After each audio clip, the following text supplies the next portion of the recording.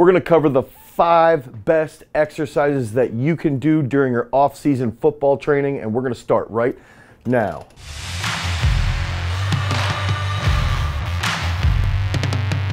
What's up, everybody? It's Dane Miller from GarageStrength.com, and if this is your first time to the channel and you want to become an explosive freak, you want to run faster, you want to get stronger, make sure that you like, you subscribe, and you ring that notification bell so we can help you become a beast. So when the football season is done, a lot of players are banged up, they're tired, they're fatigued, and it's really important to take a couple weeks off after that long, arduous season. Take off 2-3 weeks, you do nice, easy work, and then you want to start building back. You're starting to think about that next season. You're starting to think about dominating on the gridiron. You're starting to think about, what can I do to become the best possible football player in my specific position? What can I do to make myself dominate all of my opponents? And it's important to have that feeling, to have that emotion, because that's what's going to drive you. That's what's going to make you get to the gym, to get to the field, and become a better player year in and year out. What are key elements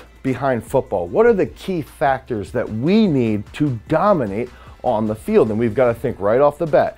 You've got to be strong. There's an absolute strength element to football. If you're a lineman, you have an opponent that weighs as much as you or more, and that is applying force to you. So absolute strength is imperative. Even for running backs, linebackers, they're going to be meeting linemen in the hole. They're going to be meeting running backs and opposing linebackers in the hole. And they have to be able to be strong enough to drive forward, to get across that end zone. Whatever it is that you're doing as a running back or as a linebacker, you've got to have that absolute strength. We know that there's a lot of technique in the game of football. There's a ton of technique. If you're an offensive lineman, technique wins. Hip height wins. If you're lower than the opposition, you will win. If you're a running back and you're taking the right steps to get to your hole that you are designated to go towards, technique gets you there faster in comparison to running a sloppy technical route. Finally, we also know that there's unilateral aspects behind the game. We're in a unilateral stance basically when we're at the line. We also know we have to be explosive. We've got to have really good speed. So there's a lot of different elements in the game that all these different positions need to be successful. This offseason, I've got 4 or 5 lifts. I'm gonna blow those lifts up so that when the season comes in August, I am ready to crush my opponents. So let's start with that number 5 exercise, and this is a simple one. This is the one that everybody loves to ignore, but you've got to hit this, and that's gonna be the back squat. If you want to be a better football player, you better understand and embrace the back squat. And I recommend hitting a high bar, full range of motion back squat, even using pauses and different variables of this movement. This exercise will make you so much stronger and so much more explosive. You'll see your vertical jump go up, and on top of that, it's going to transfer to other movements that are a little bit more power-based, that are a little bit more technically based. And so it's important when we're doing back squats, maybe early on in the off season, we're hitting 5 sets of 7, a little bit more volume, but that's going to trigger this great hormonal response. Now, our other exercises are going to start to get stronger because we've got our hormones flowing. We're starting to feel better. We're starting to be a little bit more aggressive. We're starting to hit better positions. Our hips are starting to open up. We're getting deeper in the hole. I'm a defensive end. I need to be low. I'm a left guard, whatever it is, whatever position you're doing. Think about Saquon Barkley, nice strong running back squatting 550 pounds. Now we can see the transfer to absolute strength. We can see the transfer to mobility. We can see the transfer to power development. And if you can hit this consistently once a week, you go a little bit heavy. That second time that you might be training your legs, now maybe you go moderate or you're working that speed aspect. You're gonna start to blow up and you're gonna start to dominate your opponent when you get out on the field come August.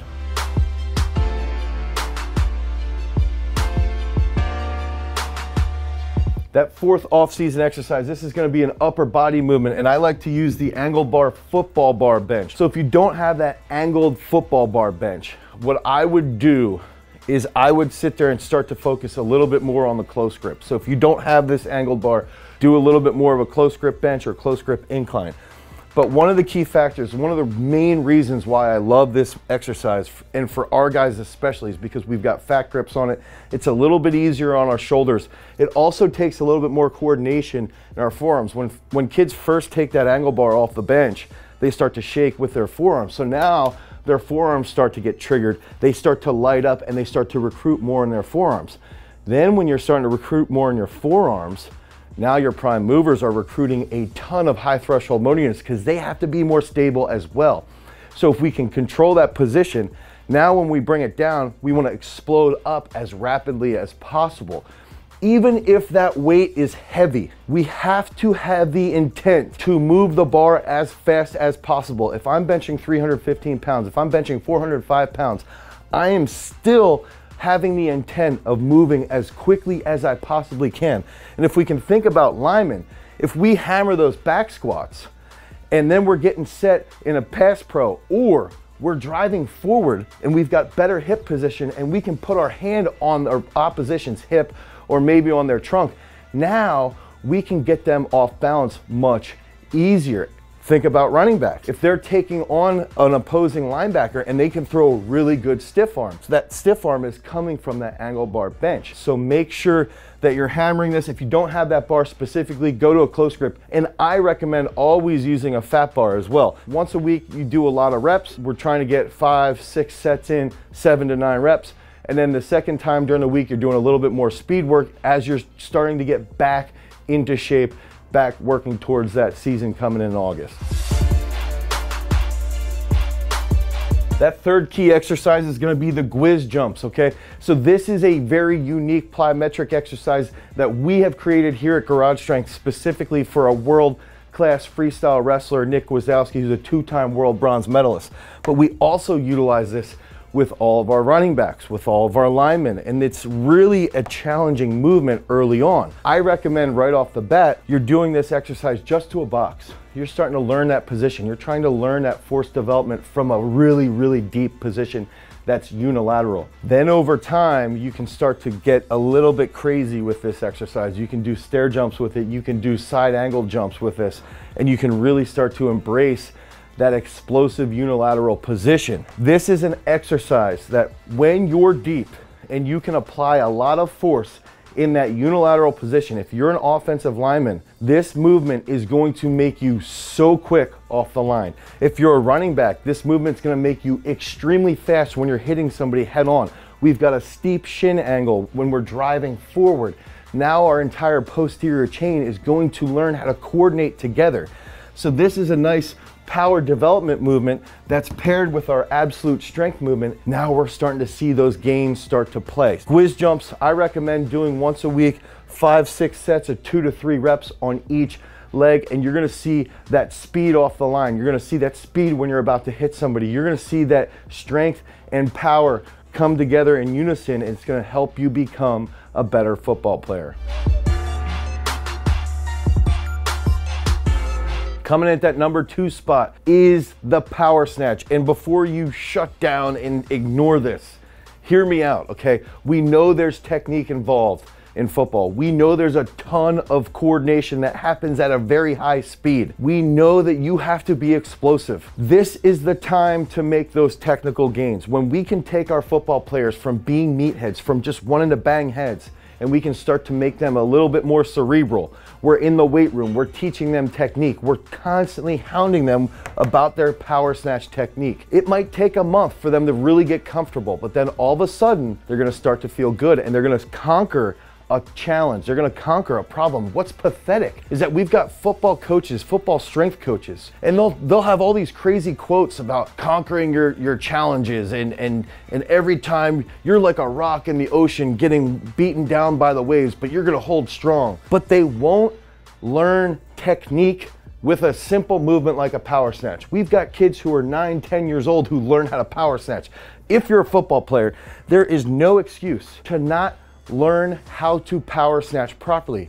But you've got to make sure that the weight is light. You've got to make sure that you're finding that good movement. You've got to feel the bar being tight. You've got to make good hip contact and catch nice and tight. You're starting to learn how to move your hips rapidly. You're starting to learn how to ignite your thoracic spine quickly. You're going to start to learn how to open up that chest a little bit more effectively so you're not super internally rotated. Not only is it a technical improvement, it's also going to help you coming off the line. You're going to be faster. You're going to be able to jump higher. You're going to be able to hit harder when you make contact. We're making tremendous gains regarding coordination, tremendous gains regarding speed. So why we have coaches that ignore this movement is beyond me. This is an exercise that now's the time. You have all off season to build yourself and sculpt yourself into that complete monster. Don't ignore this exercise. This is paramount to your success long term. No one else is doing this. You start to do this, you are going to be a better football player. I recommend hitting power snatches 2-3 days a week, nice and easy. Technique is important. We stay nice and light for 4 to 6 weeks, and now all of a sudden you're going to start to feel really strong. You're going to start to feel really explosive. You're going to start to feel mobile, and you're going to start to see that back squat transferring over into that power snatch, and you're going to start to light it up. Again, 4, 5, 6 sets, 2 to 3 reps. Focus on your technique. Know what the end goal is with the power snatch, and keep chipping away at making progress.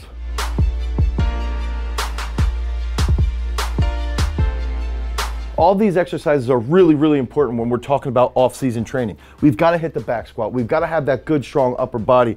We've got to be mobile and explosive in that unilateral position. We've got to learn technique. These are all hard to sort of program, to put together, to periodize, to understand how we can chip away at our goals long term so that by August, we are absolute animals. But we've done that for you. We've put together our rebellion program specifically for skilled position. We've put together our resistance program specifically for linemen. Now we've got those 12-week programs that we've designed just for you so that you can take these movements, put them into your pocket, put it into your cell phone. Now all of a sudden you can get to the weight room, you can pull up your program, and you can start making gains. You can start chipping away at these goals, at these exercises.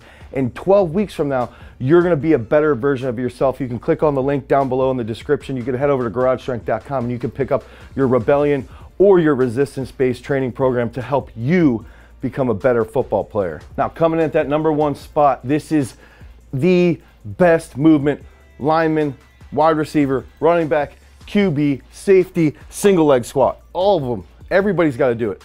Everybody's got to hit a single leg squat. And what we do is we take a 12 to 14 inch foam roller, we put our leg back on that, and we have a blue pad, an AirX blue pad, and we're going to drive that back knee down to that blue pad. If you've got tight hips, you got a tight quad, you're not that mobile in your hips, guess what? Now all of a sudden you start hitting those deeper positions. Coaches, you're gonna hear kids say, the weight's not hard, it's just, I'm struggling with my balance. Well, that's an aspect of football. Okay, so now we're gonna start to increase our mobility in our hips. Our quads are gonna start to lengthen, and they're gonna be a little bit stronger now. We're gonna have less knee pain.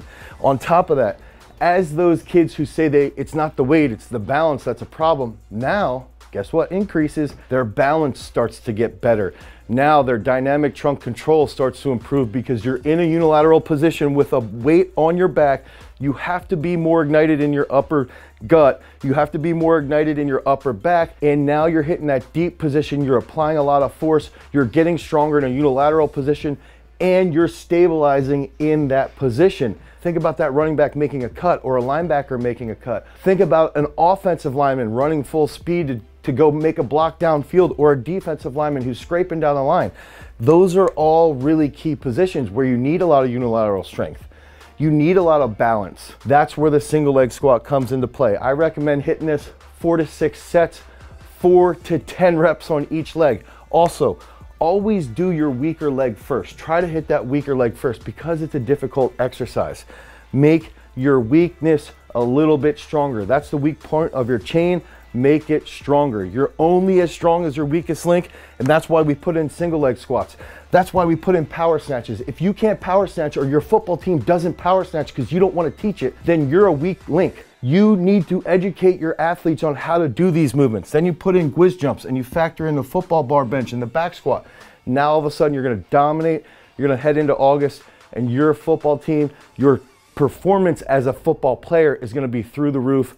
because you put all these things together. If you want more information about these programs, click on the link down below, pick up our Resistance or Rebellion program. If you want more information about football training, click on this card right here. Until next time, guys, peace.